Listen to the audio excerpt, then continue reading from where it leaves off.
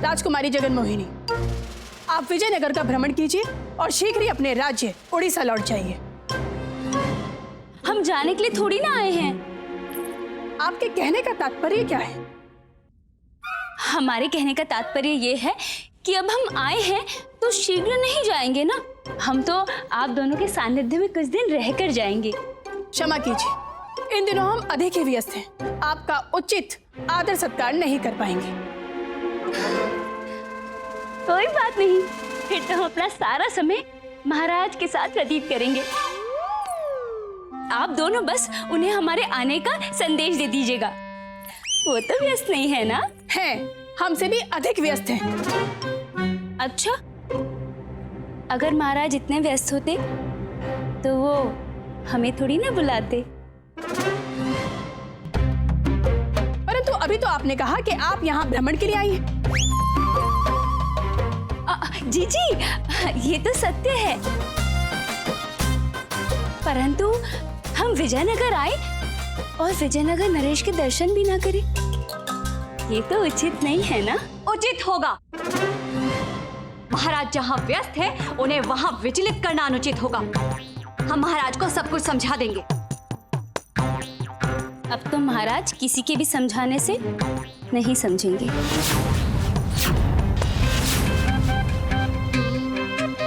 हमें महाराज को समझाना अच्छी तरह से आता है। चलिए छोटी रानी यहाँ से।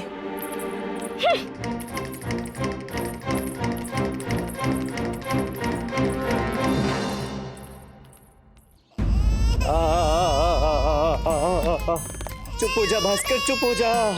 अरे मैंने ऐसा सोचा था कि शारदा एक अच्छी पत्नी नहीं बन पाई तो कोई बात नहीं, एक अच्छी माँ अवश्य बनेगी, किंतु वो तो एक राजकुमारी और दो रानियों का द्वंद देखने के लिए मेरी अम्मा को भी अपने साथ ले गई। चुप हो जा, चुप हो जा, चुप हो जा। गुंडप्पे तू क्या पीछे पीछे घूम रहा है? इसके लिए खिलौने लेके आ। आजा आजा आजा आजा आजा। इधर बैठो, इधर बैठो, इधर बैठो, इधर बैठो। बापू, आपका निष्कासन तो हो ही चुका है। अब जो आपने कुछ झूठे शब्द लिखकर विजयनगर से उड़ीसा तक आग लगाई है, उससे आपका क्या परिणाम होगा यही सोच के डर रहा हूँ। लगता है इसे भूख लगी है। शारदा तो वहाँ चुगलियों से अपना पेट भर रही होगी और इधर इसका पेट खाली हो गया है। अब इसे शारदा तक कैसे पहुँचाऊँ? लामा, तू नहीं खाते थे, तू क्या अपने बर्तन को अपने साथ कारागार में लेकर आता था? नहीं नहीं लामा, तू लेने दे, मैं लेके जाता हूँ भातकल को अपने साथ। बापू, ये घंटी कुमार अपनी घंटियाँ तो संभाल नहीं पाता है, मुझे क्या संभालेगा? गुंडप्पे तू बालक है। लामा, मैं बालक नहीं हूँ, भातकल बालक है। अच्छा मेरे बाप, तू बालक नहीं है, तू एकमात्र पुरुष है, शेष सभी महापुरुष हैं, ठीक?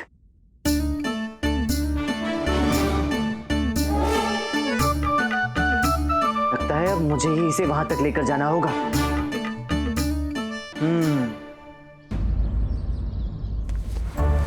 अब समय आ गया है, महाराज को निर्णय लेना ही होगा, या तो हम या वो। आप बिल्कुल सत्य कहती हैं महारानी। बड़ी महारानी, ये दुशाला हमें बहुत पसंद है, इसे हम अपने साथ ले जाएं? हमें जिसने ये दुशाला दिया था, अब तो उसके लिए हम प्रिय ही नहीं रहे। प्रणाम बड़ी रानी। प्रणाम छोटी रानी। प्रणाम। प्रणाम। अब कहीं जाने की तैयारी हो रही है? हम दोनों अपने अपने घर जा रहे हैं। क्यों? क्योंकि वो आ गई है ना। अम्मा, शारदा, अच्छा हुआ कि आप दोनों यहाँ चले आए। अब पता नहीं आपसे कब भेंट हो पाएगी।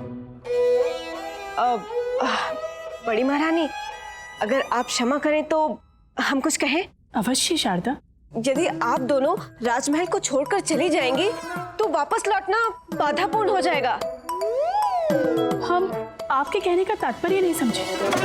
शारदा के कहने का तात्पर्य ये है कि आपने कभी सुना है कि कोई योद्धा युद्ध क्षेत्र से भाग खड़ा हुआ हो और युद्ध जीत गया हो? नहीं। शारदा के कहने का तात्पर्य ये है कि आप दोनों यदि महल से चली गई तो खेल में आनंद कैसे आएगा? क्या? महारानी चिन्ना देवी, अम्मा के कहने का तात्पर्य ये है कि यदि आप दोनों यहाँ से चली गई तो राजकुमारी जगन मोहिनी को अकेले महल में छोड़ना उचित होगा क्या? ऐसा करने से तो आप दोनों उसी का कार्य सरल कर देंगी ना।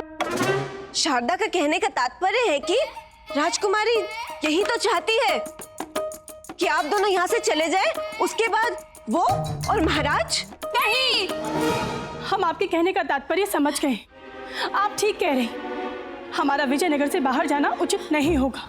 राजकुमारी जगन मोहिनी और महाराज को ना तो महल के अंदर और ना महल के बाहर, न दिन के उजाले में न रात के साए में उन्हें कभी मिलने नहीं देंगे। हे ईश्वर, आपका कोटि कोटि धन्यवाद। आपने हमें सही समय पर सचेत किया। अब हम कहीं नहीं जा रहे, तो क्या ये दुशाला आपको लौटाना होगा? नहीं, बस अब हम दोनों को मिलकर उस जगन मोहिनी को उड़ीसा वापस भेजना होगा। अवश्य। आप दोनों इस युद्ध में अपने आप को अकेला मत समझिएगा, हम भी आपके साथ हैं। आशा करती हूँ कि आप शारदा के कहने का तात्पर्य समझ गई होंगी। जी, प्रणाम। प्रणाम। शारदा, अब शुरू हुई कहानी पति, पत्नी और बहू की।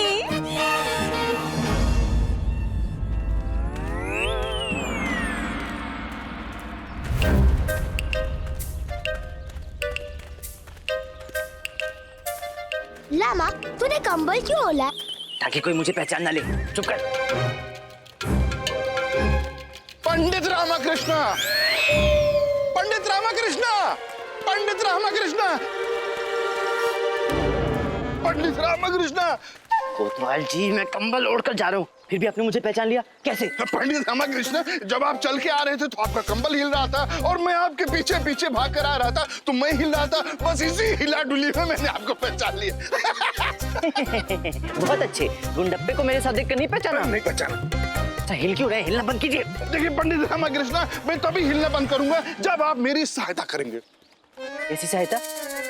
पंडित रामकृष्ण, वो कठपुतली वाला है ना, जो अपनी उंगलियों पे कठपुतलियों को लटकाता है, मेरे पुत्रों ने उसको पेड़ पर लटकने के लिए विवश कर दिया है।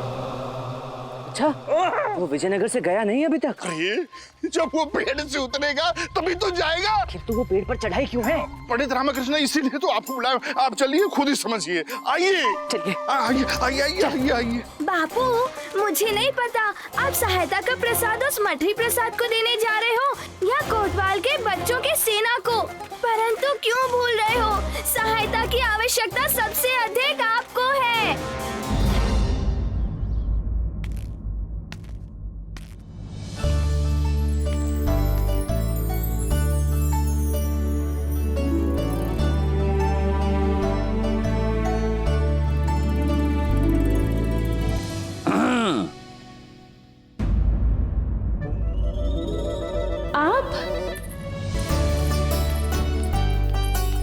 महाराज। जी हाँ, हम सत्य कहे तो हमारा हृदय कब से तत्पर था आपसे भेंट हेतु, परंतु हमारे मिलन की प्रत्येक घड़ी हमारे राज्य के प्रति हमारे कर्तव्यों के भेंट चढ़ जाती थी। हम समझ सकते हैं महाराज, आप एक राजा हैं और आपका प्रथम धर्म राजधर्म है। और स्वयं के प्रति, हमारी भावनाओं के प्रति हमारा कोई धर्म नहीं है महाराज, परंतु उसके लिए आपको महाराज से दूर स्वयं से मिलना होगा। और हम इस महाराज को हमसे दूर कैसे ले जाएंगे?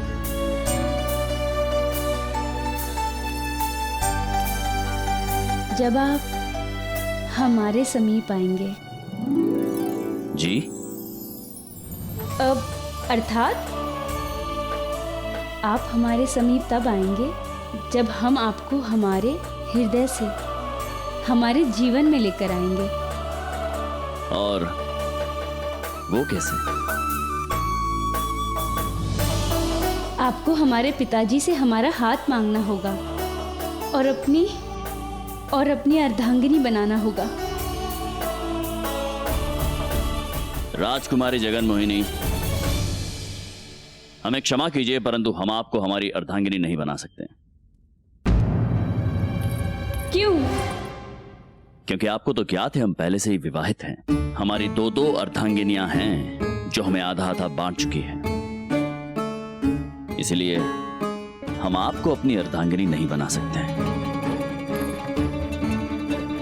परंतु यदि आपकी अनुमति हो तो हम आपको अपने जीवन का 1/3 भाग बना सकते हैं।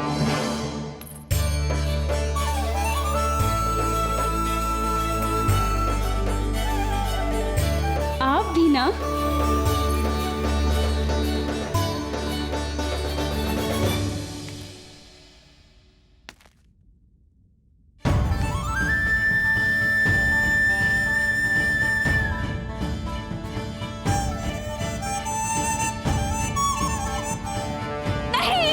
नहीं। क्या हुआ? ईश्वर की कृपा है हमारा स्वप्न बीच में ही टूट गया, अन्यथा उसका स्वप्न पूर्ण हो जाता। हाँ, और हमारे पास महाराज का 1/3 भाग भी नहीं बचता। हाँ, उस जगन मोहिनी का दुस्साहस और भी बढ़ गया है। पहले तो वो महाराज के स्वप्न में आती थी, परंतु अब तो वो आप दोनों के स्वप्न में आने लगी है। आप दोनों को अवश्य ही उस जगन मोहिनी का कुछ करना होगा।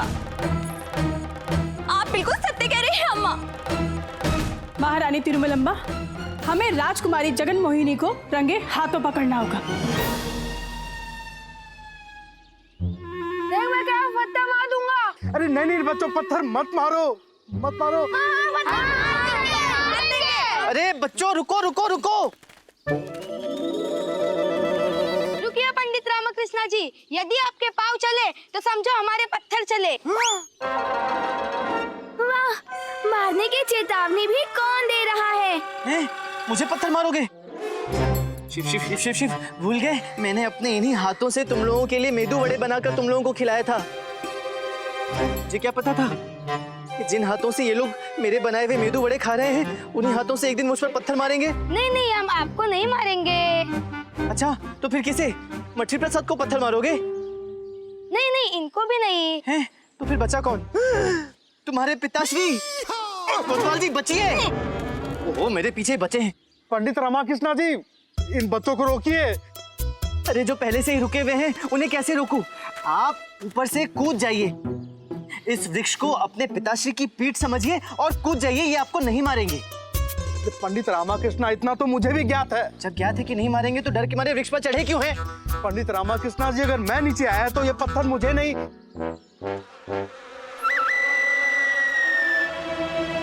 अच्छा, ये बात है।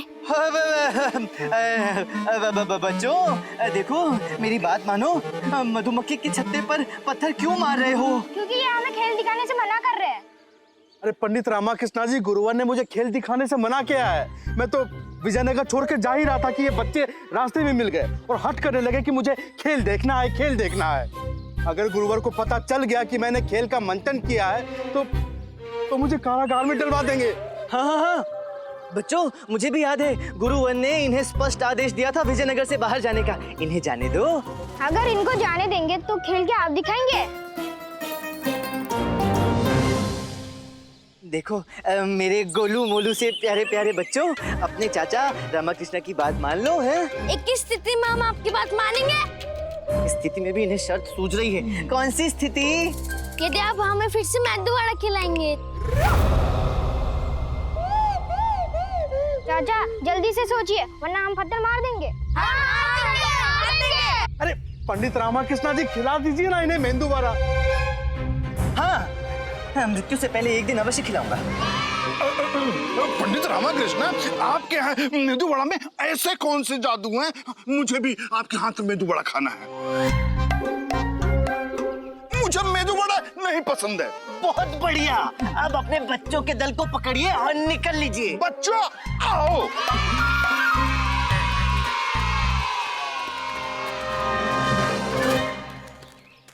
ओ मछली प्रसाद, अब तो नीचे आ जाइए। हम अभी नीचे आते हैं।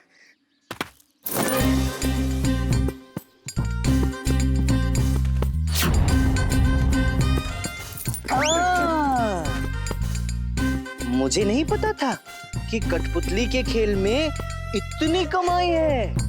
अरे कहाँ कमाई होती है पंडित रामाकृष्ण, वो तो अच्छा हुआ कि हमें गुरुवर मिल गए, वरना मुझे विजयनगर से गुरुवर?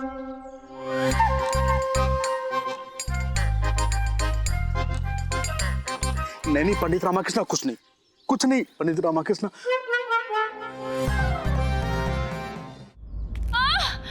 कोई है?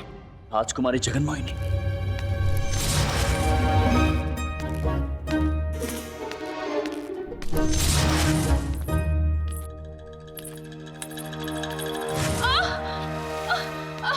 राजकुमारी जी। महाराज, वो हम अकेले थे ना, तो अरे संभल के। जी आप आइए, हम आपको वहां तक छोड़ देते हैं। महाराज, हम चल नहीं पा रहे हैं। अच्छा, अब एक काम करते हैं,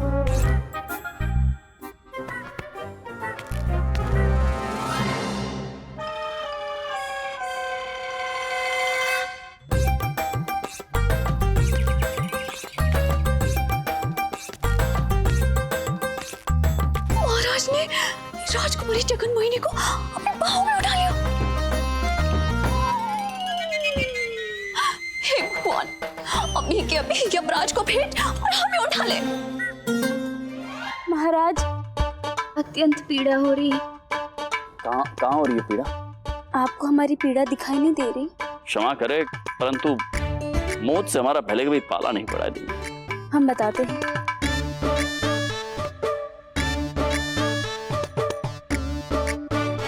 यहाँ। परंतु मोच तो पैर में आई थी ना?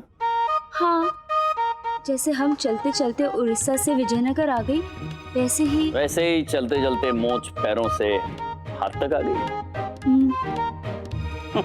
इससे पहले कि राजकुमारी की ये पीड़ा कहीं और पहुंचे, हमें भीतर पहुंचना होगा। अच्छा पंडित रामाकृष्ण, अब हमें आज्ञा दीजिए। अरे ऐसे कैसे चले जाएंगे आप मंत्री प्रसाद?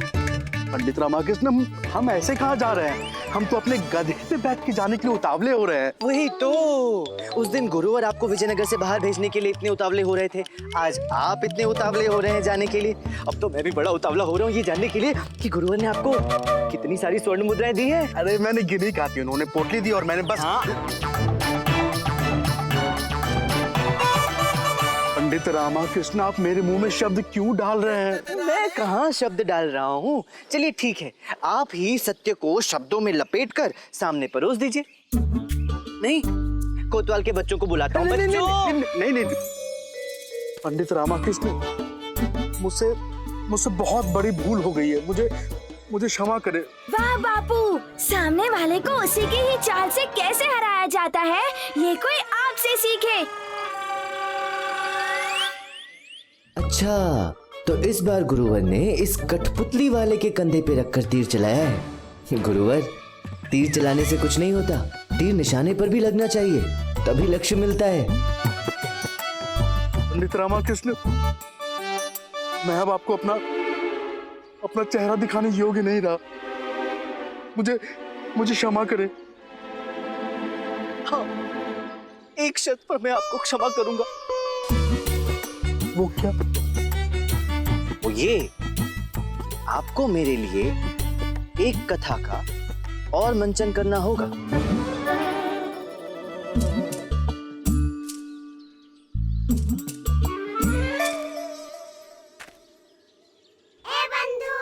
रामा, तू क्या सोच रहा है?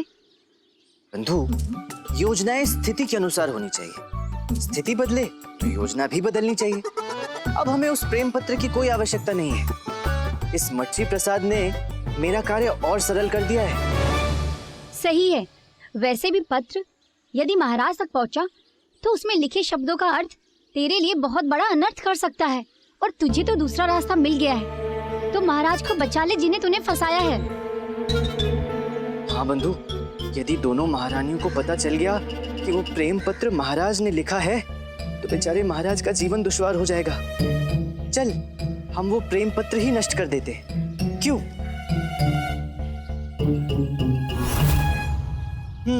ये क्या? अपनी चोटी के साथ मिलकर योजना बनाते हो? मैं किस लिए हूँ?